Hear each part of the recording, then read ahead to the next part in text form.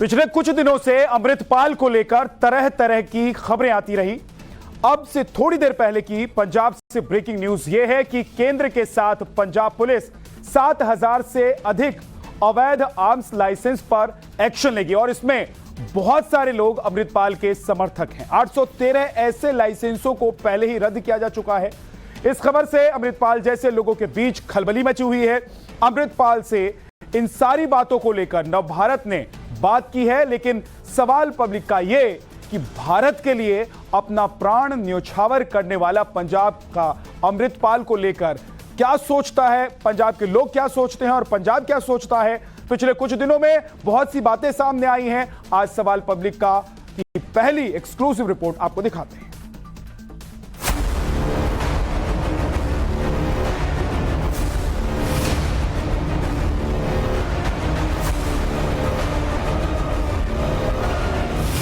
Hashtag Sikh rejects Amritpal. Hashtag Punjab does not want Amritpal. Hashtag Amritpal fraud leader. Hashtag Amritpal ठग। ऐसे ही कई और hashtag पिछले कुछ दिनों से पंजाब के सोशल मीडिया प्लेटफॉर्म में ट्रेंडिंग। पंजाब के लोग अलग अलग सोशल प्लेटफॉर्म पर बता रहे हैं कि उन्हें अमृतपाल नहीं चाहिए, उन्हें खालिस्तान नहीं चाहिए, क्योंकि अमृतपाल ने जो चोला ओढ़ रखा है उसके अंदर के मंसूबे न सिर्फ खतरनाक हैं बल्कि अमृतपाल की फॉरवर्ड प्लानिंग बहुत डेंजरस है।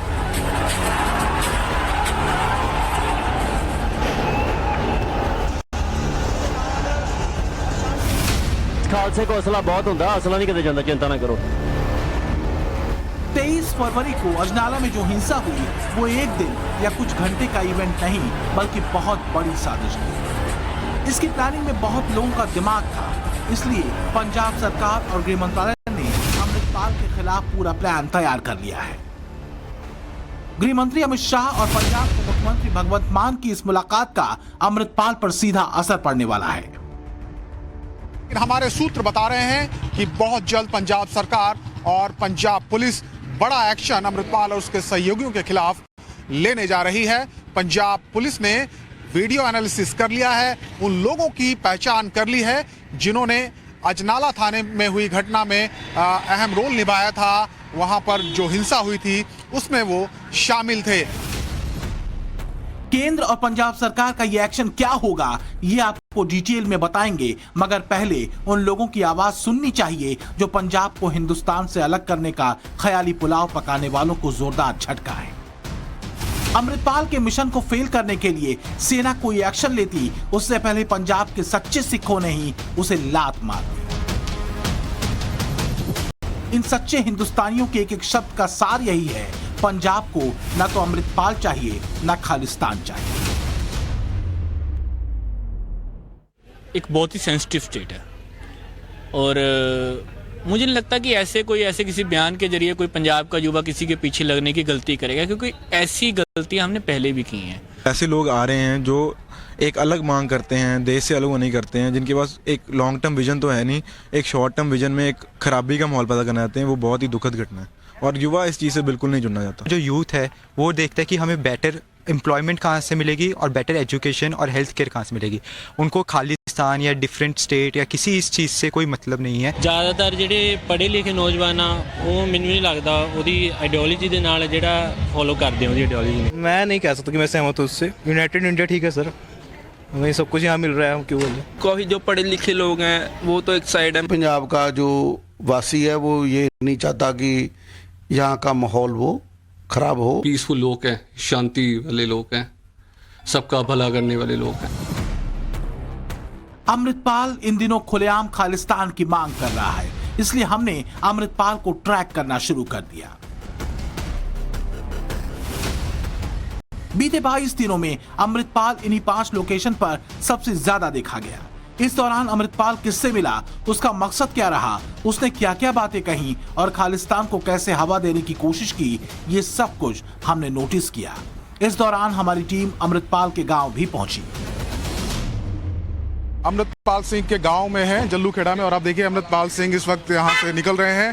रोजाना की तरह अमृतपाल सिंह लगातार विजिट करते हैं पंजाब के अलग अलग जगहों पर, गांवों पर, और अपनी जो मुहिम है उसको वो आगे बढ़ाते हैं। अमृतपाल जहां भी जाता है अपना भौकाल बनाने के लिए 10 हथियारबंद लोगों से घिरा रहता है। इन लोगों की छाती पर कारतूस की पेटी बंधी रहती है। हथियार थामे जिन लोगों को अमृतपाल अपनी ताकत समझता है, वो सरकार के लिए सबसे बड़ी कमजोरी है, और इसी कमजोर कड़ी पर अटैक करना शुरू कर दिया गया है। अमृतपाल के 2 साथियों का लाइसेंस कैंसिल कर दिया गया है। ये हथियार जम्मू कश्मीर के किश्तवाड़ और रामबन से मंगाए गए थे। अमृतपाल के करीबी गुरबेज सिंह का भी पंजाब सरकार ने आर्म्स लाइसेंस रद्द कर दिया है। अमृतपाल सिंह के एक साथी को एक अलग मामले में गिरफ्तार किया गया है। लंदन से हिंदुस्तान पहुंचे उसके एक करीबी को लुकआउट नोटिस देकर गिरफ्तार किया गया, हालांकि बाद में चेतावनी देकर उसे छोड़ दिया गया। बताया जा रहा है कि इन एक्शन से ठीक पहले अमित शाह ने भगवंत मान को बुलाया था। इस मीटिंग में क्या क्या हुआ वो तो साफ नहीं, लेकिन कुछ जानकारियां सूत्रों से मिली हैं। उसके मुताबिक पंजाब के इंटेलिजेंस और केंद्रीय गृह मंत्रालय के अधिकारियों की 2 बैठकें हो चुकी हैं। पंजाब के हर थाने के टॉप 5 संदिग्धों की सूची तैयार कर ली गई है। खालिस्तान को सपोर्ट करने वाले 6 यूट्यूब चैनल ब्लॉक कर दिए गए हैं। जिन 813 गन लाइसेंस को रद्द किया गया है, उनमें अमृतपाल के कई करीबियों के हैं। 8100 हथियारों का लाइसेंस रद्द करने की योजना है, जिनमें सैकड़ों की संख्या में अमृतपाल के सपोर्टर हैं। इसके साथ अमृतपाल के साथ चलने वाले सभी लोगों को आइडेंटिफाई कर लिया गया है। श्री अकाल तख्त की कमेटी की तरफ से आदेश जारी हुआ है कि पवित्र गुरु ग्रंथ साहब के साथ भविष्य में कोई धरना या प्रदर्शन नहीं किया जाएगा, और ये जानकारी अमृतपाल तक पहुंचवा दी गई है। महज 20 दिनों के अंदर हुए इतने एक्शन ने अमृतपाल को हिला दिया है। मुझे ऐसा लगता है कि गवर्नमेंट को ये देखना चाहिए कि अब लीगली जो वेपन हम होल्ड करते हैं, तो क्या हमें वो पुश कर रहे हैं कि आप अपनी प्रोटेक्शन के लिए जो मर्जी रास्ता अख्तियार करें, आपके हाथ में है, लेकिन हम आपको लीगली वेपन होल्ड करने नहीं देंगे। तो ये बुरी बात है। ऐसे ही क्या होता है ना, जब आप किसी को इतने कॉर्नर में पुश करने की कोशिश करेंगे तो रिटेलिएशन होगा, और उस रिटेलिएशन में बहुत सी लीगल बाइनरीज टूट जाती हैं। तो फिर ये हम पे दोष डालेंगे कि आपने ऐसा क्यों किया। ये पूरा हिंदुस्तान अच्छी तरह जानता है कि अमित शाह देश विरोधी गैंग की शाखाएं नहीं काटते, बल्कि उसे जड़ से मिटा देते हैं, और इसका सबसे बड़ा उदाहरण है पीएफआई। अब उनकी नजर अमृतपाल की एक्टिविटी पर है। खालिस्तान समर्थक हों या अमृतपाल के समर्थक, सब अमित शाह के रडार पर हैं, और इसलिए पंजाब में केंद्रीय सुरक्षा बलों की 50 कंपनियां तैनात कर दी गई थी। इनमें सीआरपीएफ भी थी, बीएसएफ भी थी, और एसएसबी भी। अमित शाह ही नहीं, पीएम मोदी की नजरों में भी ना तो ये तस्वीरें धुंधली होंगी, ना ही ये चेहरा धूमिल पड़ेगा। अब इंतजार है तो बस अमृतपाल की आंखों के आगे अंधेरा छाने का, क्योंकि सीधा संदेश दे दिया गया है, मोदी झुकेंगे नहीं। खालिस्तान के खात्मे का पूरा प्लान तैयार कर रखा है पीएम मोदी ने। पंजाब की अगर हम बात करें, चाहे वो किसी भी धर्म से, किसी भी जाति से लोग संबंध रखते हो, वो इससे इत्तेफाक नहीं रखते हैं। उनका कहना है कि पंजाब ने पहले ही 1947 में देश का बंटवारा देखा है, 1984 के दंगे देखे हैं, उसके बाद एक खालिस्तानी आतंकवाद का दौर जो 1980 और 90 के दशक में था, उससे निकलकर पंजाब अब धीरे धीरे पटरी पर लौट रहा है। ऐसे में वो फिर से एक बार पंजाब में इस तरह का माहौल नहीं देखना चाहते हैं। अब सवाल यह है कि अमृतपाल की पंजाब में स्क्रिप्टेड एंट्री किसके इशारे पर हुई? किसी फिल्मी विलन की तरह अमृतपाल किसके कहने पर पंजाब की हवा में जहर घोलने के मंसूबे से अवतरित हुआ? तो पाकिस्तान की सेना में रह चुके और अब पाकिस्तान में डिफेंस एक्सपर्ट के तौर पर अपनी दुकान चला रहे जैद हामिद की बातों को गौर से सुनिए। आपको अजनाला में अमृतपाल के बवाल और उसके प्लान की पूरी इनसाइड स्टोरी समझ आ जाएगी। कि खालिस्तान की रियासत अगर बन भी जाती है तो मुकम्मल तौर पर पाकिस्तान के हलीफ और पाकिस्तान पर डिपेंडेंट होगी और पाकिस्तान के साथ मिलकर चलेगी, क्योंकि भारत के साथ तो उसकी वैसी दुश्मनी है। इस वक्त अब हम ऐसी स्टेज पर आ गए कि रियासत पाकिस्तान को वो गलतियां नहीं करनी जो हम 2019 के बाद कर चुके थे। अल्लाह बार बार हमको प्लेट में रख के स्ट्रेटेजिक मौके दे रहा है कि तुम इनको इस्तेमाल कर लो। इस पाकिस्तान पर खास करम है अल्लाह का कि जब हम ये समझते हैं कि all lost, everything is gone और हम अब बिल्कुल दीवार से लगा दिए गए, उस वक्त अल्लाह हमारे लिए कोई रास्ते निकालता है। पाकिस्तान ने पंजाब के लिए कई प्लान तैयार कर रखे हैं। पाकिस्तान को लगता है कि अगर अमृतपाल फेल हो गया तो प्लान बी या प्लान सी पर काम किया जाएगा, और ये बात वो शख्स बता रहा है जो पाकिस्तान में जा चुका है, खालिस्तान का समर्थक भी रह चुका है। ਉਹ ਇਹ ਸੋਚਦੀ ਹੈ ਜੋ ਮੇਰੇ ਹਿਸਾਬ ਨਾਲ ਵੀ ਸਾਨੂੰ ਇੰਡੀਆ ਨਾਲ ਹੁਣ ਲੜਾਈ ਕਰਨ ਦੀ ਕੋਈ ਲੋੜ ਨਹੀਂ ਹੈਗੀ। ਉਹਨਾਂ ਦੇ ਹੱਥ ਸਿੱਖ ਇੱਕ ਟੂਲ ਬਣ ਕੇ ਕੰਮ ਕਰ ਰਹੇ ਨੇ। ਉਹ ਸਮਝਦੇ ਆ ਵੀ ਜੇ ਇਹਨਾਂ ਤੇ ਫਰਜ਼ ਕੀਤਾ ਇੱਕ ਲੜਾਈ ਲੱਗਦੀ ਹੈ ਜਿਸ 'ਚ 1000 ਕਰੋੜ ਵੀ ਲੱਗ ਸਕਦਾ, ਹਜ਼ਾਰਾਂ ਬੰਦੇ ਮਰ ਜਾਂਦੇ ਆ। ਉਹ ਕਹਿੰਦੇ ਇਹੋ ਜਿਹਾ ਪੰਗਾ ਲੈਣ ਦੀ ਕੀ ਲੋੜ ਹੈ, ਅਸੀਂ ਕਿਉਂ ਨਾ ਛੋਟੇ ਛੋਟੇ ਇਹਨਾਂ ਨੂੰ ਫੀਡ ਕਰੀ ਜਾਈਏ, ਪੈਸੇ ਦੇਈ ਜਾਈਏ ਤੇ ਉਹਦੇ ਨਾਲ ਇਹ ਇੰਡੀਅਨ ਗਵਰਨਮੈਂਟ ਨੂੰ ਡਿਸਟਰਬ ਕਰੀਏ, ਤੇ ਉਹ ਇਸ ਤਰੀਕੇ ਨਾਲ ਕਰ ਰਹੇ ਨੇ। अजनाला में जो हुआ वो इतिहास बनकर रहने वाला है।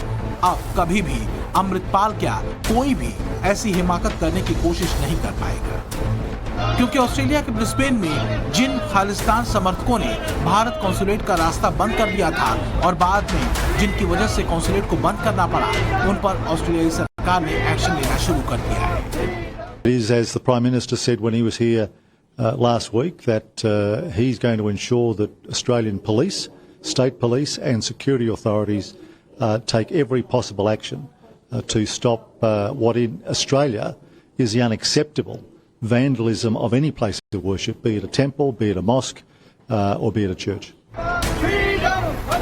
खालिस्तान पर ऑस्ट्रेलिया का ये एक्शन इस बात पर मुहर है कि पीएम मोदी के हर भरोसे को पूरा किया जाएगा, फिर चाहे मंदिरों पर हमले रोकना हो या देश विरोधी ताकतों को नेस्तनाबूद करना। मंदिरों पर हमलों की खबरें नियमित रूप से आ रही है। स्वाभाविक है कि ऐसे समाचार भारत में सभी लोगों को चिंतित करते हैं, हमारे मन को व्यथित करते हैं। हमारी इन भावनाओं और चिंताओं को मैंने प्रधानमंत्री एल्बेनीजी के समक्ष रखा और उन्होंने मुझे आश्वस्त किया है कि भारतीय समुदाय की सेफ्टी उनके लिए विशेष प्राथमिकता है। अमृतपाल ये बात अच्छी तरह जान ले कि उसके लिए पंजाब भले ही प्रयोगशाला हो, मगर पुलिस, सरकार और सियासत की नजर में वो पाकिस्तान के एक मोहरे की तरह है जिसकी साजिशों का अंत सुनिश्चित है। सुरक्षा हमारे लिए कोई राजनीतिक मुद्दा नहीं है, किसी भी कीमत पे नहीं है। सरकार एक्शन करेगी तो हम उसकी प्रशंसा भी करेंगे। आज 60-70 साल के बाद एक ऐसा मौका है कि पंजाब के अंदर इजीली आराम की नींद लोग सोचते हैं। नो डाउट इसमें पंजाब में पिछले टाइम भी घटनाएं कुछ ऐसी हैं जिसके लिए हम भाग नहीं रहे, लेकिन हमारे मुख्यमंत्री साहब उसके ऊपर निगाह बनाए। अमृतपाल के शब्दों में कहें तो वो पंजाब में खुलेआम घूम रहा है, मगर पुलिस की भाषा में समझें तो उस पर 24 घंटे नजर है, और ये शिकंजा हर सेकंड के साथ मजबूत होता जा रहा है। ये तय है आज नहीं तो कल अमृतपाल का हिसाब होगा, उसके गुनाहों की सारी किश्तें उसी से वसूली जाएंगी। अमृतसर से मनोज सिंह के साथ bureau report, times now, Navbharat. Rahul Gandhi को बोलने दो, राहुल गांधी को बोलने दो। उसके बाद सन्नाटा। आज एक वीडियो बहुत वायरल हुआ, लेकिन बीजेपी अड़ी हुई है। राहुल के आरोपों पर बीजेपी हमेशा अटैक करती है, लेकिन यह पहला मौका है जब बीजेपी की टॉप लीडरशिप राहुल से माफी पर आमादा है। लेकिन खबर इतनी ही नहीं है। 2019 में अमेठी में हार के बाद राहुल गांधी जिस वायनाड में गए हैं, जिस केरल में गए हैं, जिस दक्षिण भारत में गए हैं, वहां बीजेपी ने ऐसा प्लान बनाया है कि राहुल के साथ अमेठी पार्ट 2 हो सकता है। लेकिन कैसे? सवाल पब्लिक का में आज की दूसरी एक्सक्लूसिव स्टोरी यही है।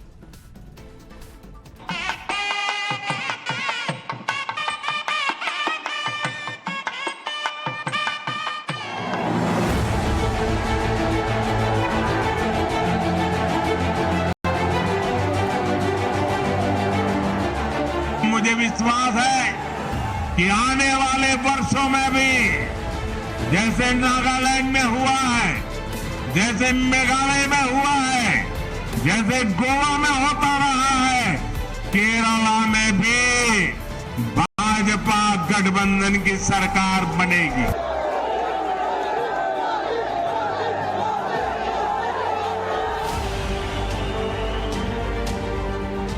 Unfortunately, I'm a member of parliament and I'm hopeful that I will be allowed to speak in parliament.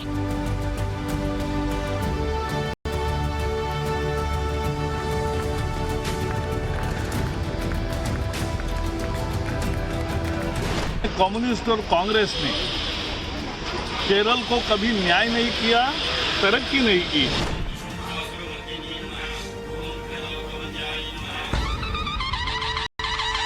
Chhatrapati Shivaji Maharaj का व्यक्तित्व बहुआयामी था। शिवाजी के अजय मंत्र के साथ दक्षिण के दुर्ग पर सांस्कृतिक राष्ट्रवाद के ध्वज को फहराने की तैयारी क्या शुरू हो चुकी है? उत्तर और उत्तर पूर्व के विजय अभियान का सिलसिला दक्षिण तक ले जाने का पुख्ता प्लान क्या मोदी सेना बना चुकी है?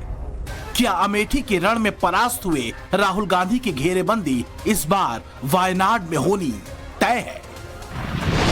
भारत माता की, भारत माता की। 2024 की बिसात पर वक्त ढाई घर की उस चाल पर है जो अगर सफल रहा तो बीजेपी के मिशन 400 प्लस को सफल बनाएगा। 24 के चौसर में सबसे महत्वपूर्ण चाल है केरल की, और केरल के किले को फतह करने के लिए प्रधानमंत्री मोदी के निर्देश पर एक खास रणनीति पर, खास ब्लूप्रिंट पर काम शुरू हो चुका है। त्रिपुरा, मेघालय, नागालैंड की शानदार विक्ट्री के बाद केरल में बीजेपी पॉलिटिकल हिस्ट्री बदलने को बेताब है। हैदराबाद कार्यकारिणी की बैठक में पीएम मोदी ने स्नेह संवाद के सूत्र को केरल विजय के ब्लूप्रिंट के तौर पर थमा दिया है। इसके तहत बीजेपी ने केरल में मुस्लिम और ईसाई अल्पसंख्यकों तक पहुंच बढ़ाने का कार्यक्रम बनाया है। केरल में 18% ईसाई, 28% मुस्लिम और 54% हिंदू हैं। पिछले साल क्रिसमस के सप्ताह में बीजेपी के हजारों कार्यकर्ता ईसाइयों के घर उपहार लेकर गए थे। इस साल 9 अप्रैल को ईस्टर संडे पर 10,000 बीजेपी कार्यकर्ता 1 लाख ईसाइयों के घर जाएंगे। 15 अप्रैल को विशु के पावन पर्व पर हिंदू कार्यकर्ताओं के घरों पर ईसाइयों को बुलाया जाएगा। अप्रैल के तीसरे सप्ताह में ईद पर मुसलमानों के घर बीजेपी कार्यकर्ता जाएंगे। कम्युनिस्ट और कांग्रेस ने केरल को कभी न्याय नहीं किया, तरक्की नहीं की, और वहाँ युवक बहुत असंतोष है कि उनको रोजगार नहीं मिल रहा है, बाहर जाने पड़ रहा है, विदेशों में या अन्य प्रदेशों में। जाहिर है टीम मोदी का प्लान राहुल गांधी की पेशानी पर जोर डाल सकता है, क्योंकि लेफ्ट कांग्रेस युति की दुर्गति राहुल गांधी नॉर्थ ईस्ट में देख चुके हैं। हिंदुत्व से भेद और भय वाला कार्ड भी ईसाई बहुल नॉर्थ ईस्ट में नहीं चला और कमल पूरी रंगत के साथ खिला। जहां धर्म की लकीर पर न भेद न अभाव की बात थी, बल्कि भाव सर्वोपरि था। सेक्युलरिज्म का असली अर्थ मोदी ने सबका साथ सबका विकास बताया, अलगाववाद का जवाब राष्ट्रवाद से दिया और विकासवाद और सांस्कृतिक गौरव को सबसे ऊपर रखा। पीएम मोदी गवर्नेंस की इसी लाइन पर केरल प्लान को एग्जीक्यूट करने का सिग्नल दे चुके हैं। इसी सूत्र पर टीम मोदी केरल के 24 की जंग में बड़ा उलटफेर करने के प्लान को एग्जीक्यूट कर रही है।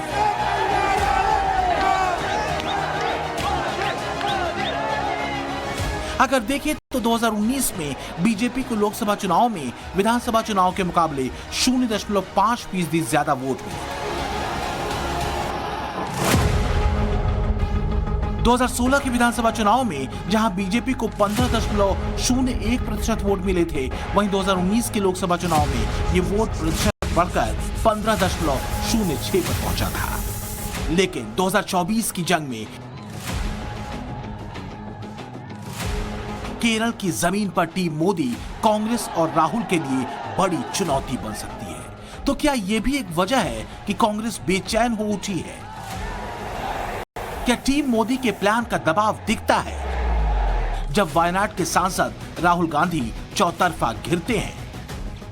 Unfortunately, I'm a member of Parliament, and I'm hopeful that I will be allowed to speak in Parliament. So I would like to first place my statement on the floor of the House, and then after that I'll be happy to have whatever discussion you want. Karnataka को छोड़ दिया जाए तो दक्षिण भारत के किसी और राज्य में बीजेपी सत्ता में नहीं है। बीजेपी ये बात बखूबी समझती है। अगर 400 प्लस के टारगेट को पूरा करना है, अगर कर्नाटक समेत दक्षिण के 5 राज्यों तेलंगाना, आंध्र प्रदेश, केरल और तमिलनाडु को साधना है, तो गवर्नेंस के कर्नाटक मॉडल और मोदी के चेहरे को आगे रखना होगा। कांग्रेस और लेफ्ट के लोग देश की जनता के प्रति रत्ती भर भी ईमानदार नहीं है। ये लोग एक राज्य में लड़ते हैं और दूसरे में राज्य में आकर दोस्ती कर लेते हैं। ये केरल में कुश्ती करते हैं कांग्रेस वाले और वाम वाले, और त्रिपुरा में दोस्ती करते हैं। उन पर कौन भरोसा करेगा? भारत माता की, भारत माता की, भारत माता की। पीएम मोदी के निर्देश पर बीजेपी ने प्लान साउथ को एक्टिवेट कर दिया है, जिससे साउथ किले में सेंध लगाई जा सके। सवाल यह है कि अगर मोदी का प्लान साउथ केरल में चला तो फिर वायनाड में राहुल गांधी का क्या होगा? आज की स्थिति यह है कि तुम्हारे पांव के नीचे कोई जमीन नहीं। कमाल यह है कि फिर भी तुम्हें यकीन नहीं। अमेठी से भागे तो वायनाड से पहुंचे, अब वायनाड से भागेंगे तो कहां जाएंगे? छत्तीसगढ़।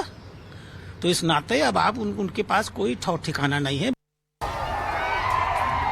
बीजेपी के लिए प्लान साउथ कितना अहम है, इसका अंदाजा इस बात से लगाया जा सकता है कि सिर्फ इस साल अब तक पीएम मोदी 6 बार कर्नाटक का दौरा कर चुके हैं। कर्नाटका दक्षिण का वो द्वार है जो कि वास्तव में बीजेपी का दुर्ग है, जिसके गवर्नेंस मॉडल से केरला, तमिलनाडु, आंध्र प्रदेश और तेलंगाना को एक साथ साध सकते हैं।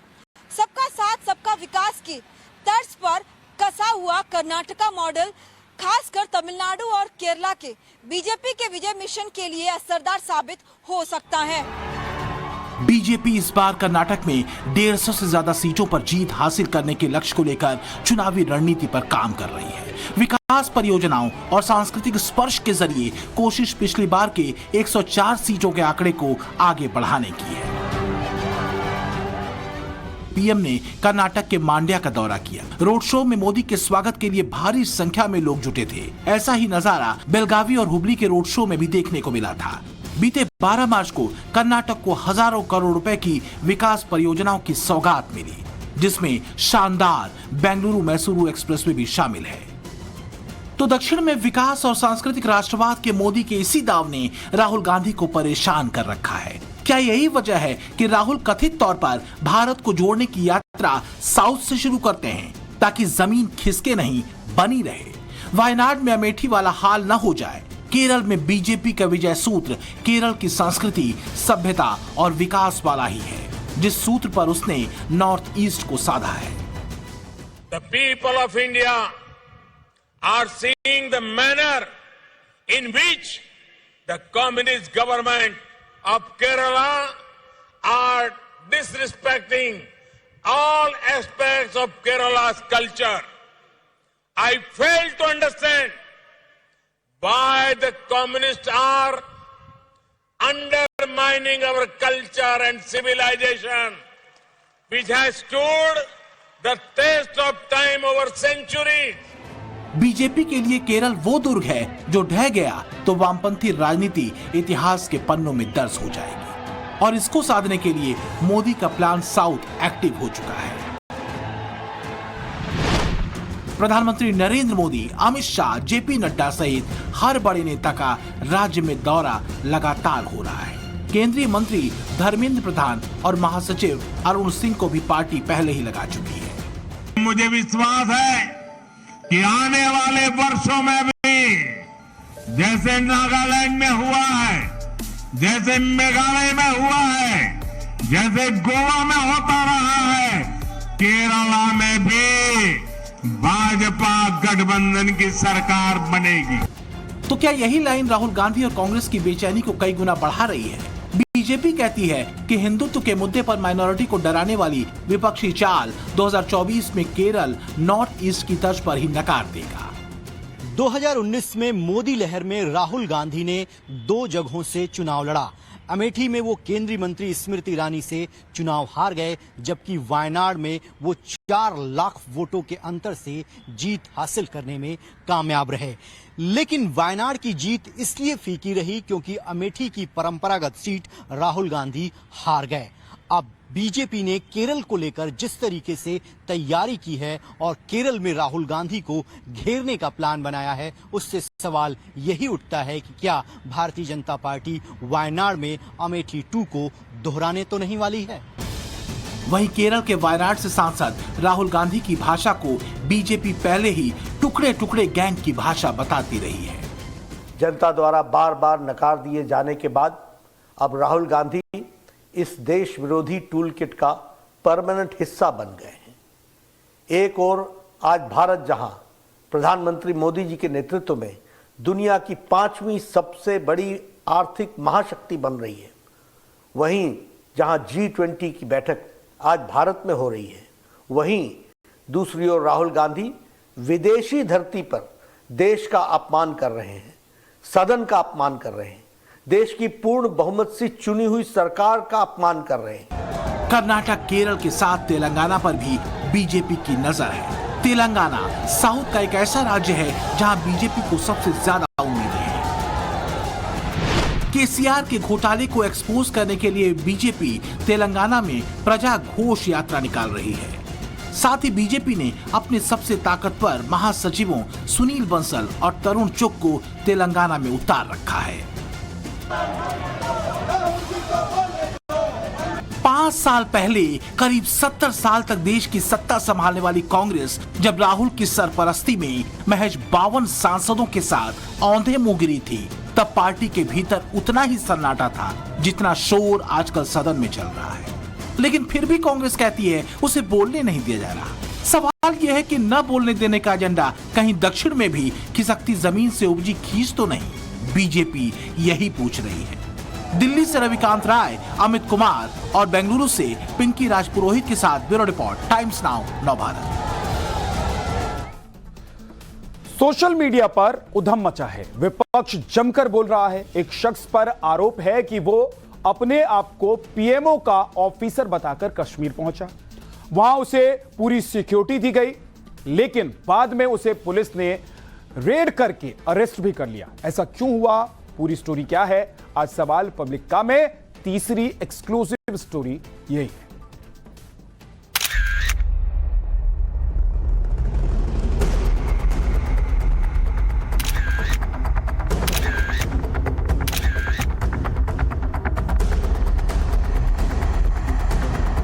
लंबा चौड़ा डील डॉल, रौबदार लोग, आंखों पर काला चश्मा और Z+ सिक्योरिटी कवर। एक बार की देखकर कोई भी यकीन कर ले कि ये कोई टॉप लेवल का अफसर है। जम्मू कश्मीर के एक SDM भी उन्हें देखकर यही मान बैठे। एक दिन उनके पास फोन आया, हेलो SDM सर, पीएमओ के अधिकारी किरण भाई पटेल आपके साथ स्थानीय क्षेत्र के दौरे पर निकले। जम्मू कश्मीर के दूध पथरी के SDM के पास जब ये फोन आया तो उनके हाथ पांव फूल गए। आनन फानन में किरण पटेल के लिए Z+ security, bullet proof SUV, 5 star hotel जैसी सुविधाओं का इंतजाम किया गया। खुद को प्रधानमंत्री कार्यालय में एडिशनल डायरेक्टर बताने वाले किरण पटेल ने जम्मू कश्मीर में अधिकारियों के साथ कई मीटिंग्स भी की। श्रीनगर के लाल चौक से लेकर LOC तक का दौरा किया, लेकिन 5 महीने बाद किरण पटेल का गुब्बारा फूट गया और ये एक जालसाज निकला। ये शख्स इवन सिक्योरिटी इंस्टॉलेशंस तक जाता है और इसकी जो कहानी थी उसका पांडा फोड़ तब होता है जब डिप्टी कमिश्नर बडगाम को उसकी हरकतों पर शक होता है और जांच पड़ताल करने पर यह पता चलता है कि यह शख्स ना ही किसी ओहदे पर गुजरात में है, ना ही प्राइम मिनिस्टर ऑफिस में। सवाल उठता है कि क्या बिना जांच पड़ताल के किरण पटेल को Z+ सिक्योरिटी दे दी गई? एक जालसाज जम्मू कश्मीर सरकार का प्रोटोकॉल कैसे यूज कर रहा था? और सबसे बड़ा सवाल ये कि LOC तक जाने वाला जालसाज पाकिस्तान या चीन का एजेंट तो नहीं। और ये जो फिल्मी सीन्स क्रिएट करते हैं इनको सख्त सजा देनी चाहिए और गवर्नमेंट कम से कम वेरीफाई करे कि कौन आदमी उनको प्रोटोकॉल मांग रहा है और कहां से आया है। यहाँ सवाल ये भी है कि इस टॉप क्लास जालसाज की असली पहचान क्या है और कैसे इसने खुद को पीएमओ का टॉप क्लास बनाया। कैसे इसके अंदर इतना कॉन्फिडेंस आया कि ये खुद को पीएमओ के टॉप क्लास अफसर के तौर पर प्रेजेंट कर सके। हमने इस महाठग की पूरी कुंडली खंगाली तो पता चला कि किरण पटेल और बंसी अहमदाबाद के मणिनगर का रहने वाला है और यही उसका बंगला है जिसका नाम है अमृतालयम। यहाँ हमें कौन मिला, किससे बात हुई, किरण पटेल ने इससे पहले कितनी बड़ी जालसाजी की, ये सारी डिटेल आपको बताएंगे। पहले ये जान लीजिए कि खुद को पीएमओ अधिकारी बताकर किरण पटेल ने सबसे पहला जम्मू कश्मीर दौरा अक्टूबर 2022 में जाली दस्तावेजों के सहारे अपने लिए आधिकारिक प्रोटोकॉल के तौर पर Z+ सुरक्षा से लेकर 5 स्टार होटल तक की सुविधाएं ले ली। मार्च 2023 तक ये 4 से 5 बार जम्मू कश्मीर गया। इस दौरान गुलमर्ग, शोपियां, बडगाम विजिट भी किया। अब ये मामला जो है पुलिस के पास है, एफआईआर दर्ज हुई है और किरण बाई पाटिल को फिलहाल जुडिशियल जो कस्टडी है उसमें भेज दिया गया है। लेकिन वही दूसरी तरफ जम्मू कश्मीर सरकार और प्रशासन ने ये जांच शुरू कर दी है कि किरण बाई पाटिल आखिरकार सिक्योरिटी कवर, ब्लड प्रूफ गाड़ियां लेने में कैसे कामयाब हुई और इतनी बड़ी सिक्योरिटी लैप्स कैसे हुई। बार बार कश्मीर में सरकारी प्रोटोकॉल लेकर 5 स्टार होटल में ठहरने वाले किरण पटेल की हरकत पर बडगाम के डिप्टी कमिश्नर को शक हुआ। उन्होंने 1 महीने तक इस जालसाज को सर्विलांस पर रखा। इन्वेस्टिगेशन के दौरान किरण पटेल फर्जी पीएमओ अफसर निकला। 3 मार्च को जब किरण राव श्रीनगर के एक 5 स्टार होटल के कमरा नंबर 1107 में था तभी जम्मू कश्मीर पुलिस ने दबिश दी और इसे गिरफ्तार कर लिया गया। श्रीनगर के निशात पुलिस स्टेशन में आईपीसी की धारा 419 यानी भेष बदलकर धोखा देना, धारा 420 यानी धोखाधड़ी, धारा 468 यानी फर्जी दस्तावेज के साथ जालसाजी और धारा 471 यानी इलेक्ट्रॉनिक डिवाइस की मदद से धोखाधड़ी, इन तमाम धाराओं के तहत एफआईआर दर्ज की गई। टाइम्स नाउ नवभारत के पास इस एफआईआर की एक्सक्लूसिव कॉपी भी है जिसमें किरण पटेल के गुनाह दर्ज हैं, धोखाधड़ी, जालसाजी और फर्जीवाड़े का जिक्र है। इस एफआईआर के बाद श्रीनगर की एक कोर्ट ने इसे जुडिशियल कस्टडी में भेज दिया, लेकिन पुलिस ने इस पूरे मामले को सीक्रेट रखा।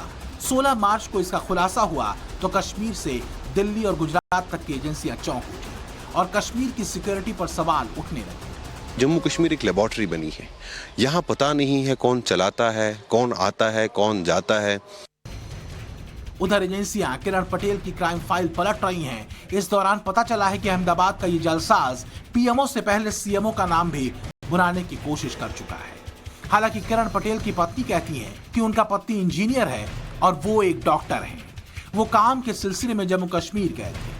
किरण पटेल की पत्नी मालिनी पटेल ने बताया कि उनके पति 1 हफ्ते पहले अपने इंजीनियरिंग के काम से जम्मू कश्मीर गए थे। वो इंजीनियर हैं और अपने काम के चलते उन्होंने कुछ बुरा नहीं किया। वो इंजीनियर है, मैं डॉक्टर हूँ, उनको कुछ बुरा भी करना नहीं किसी के साथ, बराबर है। हालांकि तस्वीरें झूठ नहीं बोलती और इस मामले में तो 1-2 नहीं, कई फोटो और वीडियो बतौर प्रमाण सोशल मीडिया पर वायरल हो रहे हैं। यहाँ तक कि फर्जी विजिटिंग कार्ड भी। अब चूंकि किरण पटेल गुजरात का है इसलिए इस नाम को लेकर सियासत का पारा भी हाई है। खासकर सोशल मीडिया में कांग्रेस से लेकर आम आदमी पार्टी तक ने इस मुद्दे पर ट्वीट किया है, मोदी और शाह को घेरने की कोशिश की है। ये भारतीय जनता पार्टी का सदस्य भी है, यानी जो फर्जी जो आदमी है साफ तौर पे ये सदस्य भी है भारतीय जनता पार्टी का। ये बहुत ही बड़ा मामला है और अमित शाह जी के साथ इसकी तस्वीर भी है। अब पता नहीं जांच एजेंसियां जो सारी जितनी है वो तो विपक्ष के नेताओं के पीछे छोड़ दिया गया। कम से कम सुरक्षा एजेंसियों को इस तरह के जो है करने चाहिए। मोदी विरोधियों ने इसके लिए रिसर्च टीम तक बिठा दी है और किरण पटेल की बीजेपी की सदस्यता भी वायरल हो रही है और बीजेपी से जुड़े लोगों के साथ की फोटो भी। हालांकि फोटो तो कोई भी किसी के साथ खिंचवा सकता है, जैसा कि नेता अभिनेता पहले भी कहते रहे हैं। बहरहाल इस मामले में जांच एजेंसियां इन्वेस्टिगेट कर रही हैं। हो सकता है कि जल्द ही इसको लेकर कुछ और चौंकाने वाले खुलासे हों। श्रीनगर से साहिल सोहेल और जम्मू से प्रदीप दत्ता के साथ ब्यूरो रिपोर्ट, टाइम्स नाउ, नव भारत। और आगे आपको दिखाएंगे world exclusive report, Delhi to Washington.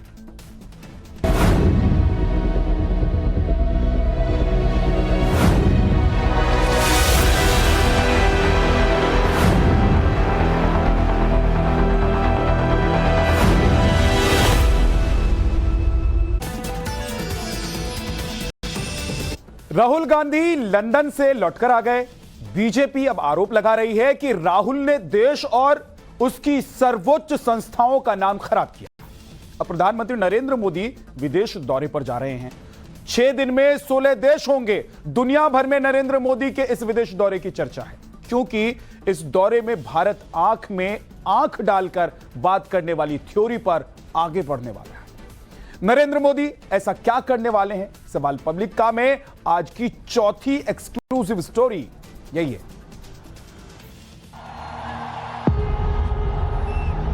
And what's special, it's 75 years of friendship.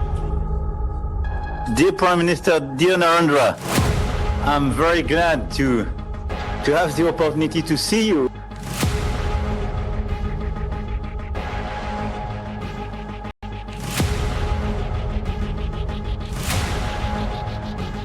As I think you know, Mr. Prime Minister, I've long believed that the U.S.-India relationship can help us solve an awful lot of global challenges.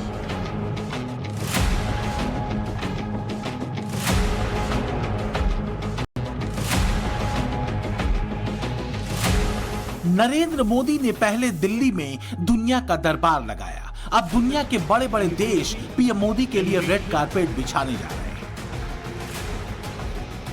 Super power America के राष्ट्रपति Joe Biden बाहें फैलाए PM Modi का इंतजार कर रहे हैं, तो क्वाड के साथ ही ऑस्ट्रेलिया और जापान भी मोदी के इस्तकबाल के लिए तैयार है। नरेंद्र मोदी का यह विदेश दौरा क्यों वर्ल्ड ब्रेकिंग बना हुआ है? मोदी के दौरे को चीन पर नकेल कसने से जोड़कर क्यों देखा जा रहा है, ये आपको आगे बताएंगे। लेकिन उससे पहले आपको बता दें कि कोई देश दुनिया की चुनौतियों के सॉल्यूशन के लिए मोदी की तरफ देखता है, कोई यूक्रेन रूस जंग खत्म करने में मोदी की भूमिका खोजता है, कोई ग्लोबल मंदी से निपटने में मोदी सूत्र को साधता है, तो कोई मोदी की लीडरशिप का कायल होकर बेबाक कहता है, only it happens with India. विश्व के प्रमुख देश, चाहे ऑस्ट्रेलिया जापान हो, चाहे इधर रूस हो, यूके हो, या जर्मनी फ्रांस हो, या उधर अमेरिका कनाडा या लैटिन अमेरिका के देश हो, ये भारत से काफी उम्मीदें रखते हैं। अफ्रीका के हमारे देश है, भारत की ओर अपेक्षा से देखते हैं। पीएम मोदी अगले कुछ महीनों में कई ताकतवर मंचों पर दस्तक देंगे, लेकिन पीएम मोदी के इन दौरों से चीन हैरान परेशान है। पीएम मोदी के फॉरेन विजिट का जो कैलेंडर तैयार हुआ है, उससे चीन को मिर्ची लगनी तय है। प्रधानमंत्री मोदी सबसे पहले मई के महीने में जापान जाएंगे। जापान से वो पापुआ न्यू गिनी की यात्रा पर रवाना होंगे। उसके बाद ऑस्ट्रेलिया में होंगे। मोदी का पावर पैक्ड दौरा 20-21 मई से शुरू होगा। तब वो जापान के टोक्यो में दुनिया के सबसे ताकतवर देशों के सम्मेलन G7 में शामिल होंगे। हालांकि भारत G7 का सदस्य नहीं है, लेकिन जापान की तरफ से भारत और ऑस्ट्रेलिया को आमंत्रित करने की तैयारी की जा रही है, जो चीन के लिए बड़े संदेश के तौर पर देखा जा रहा है। पीएम मोदी के जापान दौरे से पहले हाल ही में इंडियन एयरफोर्स और जापानी एयरफोर्स ने वीर गार्जियन नाम से युद्धाभ्यास किया, जिसका मकसद चीन को साफ तौर पर यह संदेश देना था कि जरूरत पड़ने पर भारत और जापान इस क्षेत्र में एक दूसरे को एयर सपोर्ट दे सकते हैं। चीन को आसमान में घेरने की रणनीति के बाद समंदर में उसके खिलाफ चक्रव्यूह तैयार हो रहा है और इसकी बिसात बिछेगी हिंद प्रशांत के 14 देशों में, जहां जापान के दौरे के बाद पीएम मोदी पहुंचेंगे। PM Modi Papua New Guinea में 22 मई को होने वाली इंडिया पैसिफिक समिट में हिस्सा लेंगे। इस फोरम में 14 पैसिफिक आइलैंड नेशन के राष्ट्राध्यक्ष शामिल होंगे। हिंद प्रशांत के इस क्षेत्र में चीन वर्चस्व वाले रवैये के साथ विस्तारवादी नीतियों को आगे बढ़ाने की पुरजोर कोशिश में जुटा है। यहाँ के ज्यादातर देशों में चीन ने जबरदस्त निवेश कर रखा है, लेकिन पीएम मोदी ने 2014 में सत्ता संभालते ही ईस्ट के इन देशों के साथ संबंध मजबूत करने शुरू कर दिए। नवंबर 2014 में फिजी के सुबा में India Pacific island cooperation summit की शुरुआत और दूसरा समिट जयपुर में साल 2015 में हुआ। ऑस्ट्रेलिया के ईस्ट कोस्ट पर बसे इन देशों को चीन महाजन बनकर खत्म कर देने पर आमादा है, लेकिन मोदी सरकार इन देशों को वैक्सीन और पीएनजी की मदद से लेकर आर्थिक मदद तक कर रही है। ओशन रिसोर्सेज को हम यूज करें, एब्यूज नहीं। हमारे समंदर अंतर्राष्ट्रीय व्यापार की लाइफलाइन भी है। इन्हें हमें एक्सपांशन और एक्सक्लूजन की दौड़ से बचाकर रखना होगा। पीएम मोदी के इस दौरे से दुनिया के दो महासागरों हिंद और प्रशांत में अब पिक्चर साफ हो जाए। दो समंदर, 16 दोस्त, चीन के साथ कौन और खिलाफ कौन, सब कुछ दिखने लगा है। चीन इस समय टेंशन में है। वो हिंद प्रशांत के इन 14 देशों को चीन के खिलाफ खड़ा करने की भारत की कोशिश के तौर पर देख रहा है, क्योंकि ये देश भारत के साथ नई रणनीति पर आगे बढ़ रहे हैं। विकास से लेकर सामरिक मुद्दों पर भारत की तरफ हाथ बढ़ा रहे हैं। चीन की बेचैनी की एक बड़ी वजह है। वो वजह बताने से पहले आपको मैप के जरिए चीन की दुखती रग के बारे में बता देते हैं और फिर दिखाएंगे चीन के लिए क्यों अहमियत है इन देशों की। पहले मलक्का स्ट्रेट के इस समुद्री रास्ते को समझिए, जो चीन की लाइफलाइन है। इसी मलक्का रूट से चीन की 80% ऊर्जा जरूरत पूरी होती है। वो अरब देशों से इसी रास्ते तेल मंगाता है। इंडियन नेवी ने इसी मलक्का स्ट्रेट में चीन की गर्दन दबा कर रखी है। अगर युद्ध हुआ और भारतीय नौसेना ने मलक्का रूट को ब्लॉक कर दिया तो चीन को व्यापार के मोर्चे पर बड़ा झटका तो लगेगा ही, वो एनर्जी क्राइसिस से भी घिर जाएगा।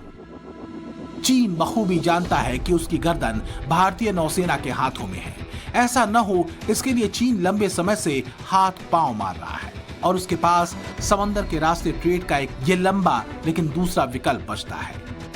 मलक्का स्ट्रेट रूट ब्लॉक होने पर चीन हिंद प्रशांत के इन देशों से होकर कारोबार करने की कोशिश करेगा, लेकिन यहाँ भी जापान से लेकर ऑस्ट्रेलिया तक उसके जहाजों को रोका जा सकता है। अगर हिंद प्रशांत के ये 14 देश न्यूट्रल भी रहे तो भी चीन को इस ट्रेड रूट का इस्तेमाल करने से मना कर सकते हैं। वहीं क्वाड का मेंबर ऑस्ट्रेलिया चीन को चेकमेट देने के लिए पहले से ही तैयार है। ये दावा इसलिए किया जा रहा है क्योंकि ऑस्ट्रेलिया की मीडिया में इस वक्त ये सुर्खियां छाई हुई हैं कि 3 साल में ऑस्ट्रेलिया की चीन से जंग हो सकती है। रेड अलर्ट के नाम की इस रिपोर्ट को 5 डिफेंस एक्सपर्ट्स ने लिखा है, जिसमें कहा गया है कि अधिकतम 3 साल में युद्ध शुरू हो जाएगा और ऑस्ट्रेलिया का इससे बचना मुश्किल होगा। और अब हिंद प्रशांत समिट में शामिल होने के बाद PM Modi Papua New Guinea से 2379 किलोमीटर दूर इसी ऑस्ट्रेलिया के सिडनी पहुंचेंगे। 23 और 24 मई तक पीएम मोदी ऑस्ट्रेलिया दौरे पर रहेंगे और क्वाड समिट में हिस्सा लेंगे, जहां चीन के खिलाफ रणनीति बनेगी। इंडो पैसिफिक क्षेत्र में मैरीटाइम सिक्योरिटी और आपसी रक्षा और सुरक्षा सहयोग बढ़ाने पर विस्तार से चर्चा हुई। रक्षा के क्षेत्र में हमने पिछले कुछ सालों में उल्लेखनीय एग्रीमेंट्स किए हैं, जिनमें एक दूसरे की सेनाओं के लिए लॉजिस्टिक सपोर्ट भी शामिल है। हमारी सुरक्षा एजेंसीज के बीच भी नियमित और उपयोगी सूचना का आदान प्रदान है और हमने इसे और सुदृढ़ करने पर चर्चा की। मोदी अल्बनीज की ये तस्वीरें पहले ही चीन को मिर्ची लगा चुकी हैं। खेल के मैदान से खेल खेल में पीएम मोदी ने ऑस्ट्रेलिया से दोस्ती की ऐसी इबारत रची कि क्रिकेट से अनजान देश चीन को मिर्ची लग गई, क्योंकि चीन क्वाड देशों के मिलने पर हमेशा से ही ऐतराज जताता है। उसे लगता है कि भारत, जापान, अमेरिका और ऑस्ट्रेलिया ये 4 देश जब भी मिलते हैं चीन के खिलाफ साजिश ही रचते हैं। हालांकि भारत में क्वाड की हालिया बैठक में चीन को ये संदेश दे दिया गया कि वो कायदे में रहे तो फायदे में रहेगा। इस वर्ष मई में क्वाड लीडर्स समिट के लिए मुझे आमंत्रित करने के लिए मैं प्रधानमंत्री एल्बेनीजी को धन्यवाद देता हूं। उसके बाद सितंबर में G20 समिट के दौरान प्रधानमंत्री एल्बेनीजी का फिर से स्वागत करने का मुझे अवसर मिलेगा और मुझे बहुत खुशी होगी। पीएम मोदी एक खास मिशन के तहत विदेश दौरे पर जा रहे हैं। आने वाले वर्षों में किसी भी चुनौती से निपटने के लिए समुद्री साझेदारी मजबूत कर रहे हैं। मोदी सिर्फ हिंद प्रशांत क्षेत्र में ही चीन की दादागिरी पर नकेल नहीं कस रहे, बल्कि चीन के कर्ज के जाल में फंसे देशों को भी उबार रहे हैं। चीन के कर्ज में फंसे फिलीपींस को भारत ने $50,000 का कर्ज दिया है। चीनी कर्ज से कंगाल हो चुके श्रीलंका को भारत ने पिछले साल $3.8 अरब की आर्थिक मदद दी थी। वहीं IMF से $2.9 अरब का राहत पैकेज भी दिलवाया था। Since 2014, India has taken active steps to empower the global south. Lines of credit and grant assistance have been vehicles to execute socio-economic projects of varying levels in as many as 78 countries across the world. Unlike initiatives that have been driven by some others for extractive objectives, India's efforts are aimed at ensuring more self-reliance. इसलिए कोई भी विदेशी अखबार हो, बड़े से बड़े विदेशी टीवी समाचार चैनल्स की सुर्खियां हर जगह पहली बार भारत और पीएम मोदी ही नजर आएंगे। विदेशी मीडिया में भारत इसलिए भी नजर आ रहा है क्योंकि दिल्ली में हाल ही में कई बड़े देशों की द्विपक्षीय बैठकों में ऐसे फैसले हुए जिससे दुनिया के कई छोटे बड़े देशों की आर्थिक चुनौतियों का हल निकला। Debt levels are very high in many countries. Several low-income countries and some middle-income countries are in debt distress and require debt restructuring. Now, unlike domestic bankruptcy laws, there are no internationally agreed set of rules on sovereign debt restructuring, which complicates the process.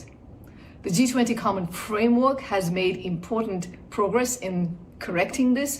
However, much more needs to be done. In this context, the IMF, the World Bank, and India's G20 presidency launched the Global Sovereign Debt Roundtable last month. अब तो प्रधानमंत्री Narendra Modi number 1 global leader बन चुके हैं। Morning consult की global leader approval ratings में फरवरी के आंकड़े बताते हैं कि 78% स्वीकार्यता के साथ मोदी टॉप पर है। पीएम मोदी ऐसे ही वर्ल्ड ऑर्डर बदलने वाले नेता नहीं बने। उनके शासन में अमेरिका से कर्ज लेने वाला भारत अमेरिका को 15 लाख करोड़ का कर्ज देने वाला बना। भारत ने 100 देशों को मुफ्त में कोरोना वैक्सीन दी। हथियार खरीदने वाला भारत अब दुनिया के 83 देशों को हथियार बेच रहा है और अब भारत एक बार फिर विश्व गुरु बनने की राह पर है। दिल्ली से सुनीता झा के साथ ब्यूरो रिपोर्ट, टाइम्स नाउ, नव भारत।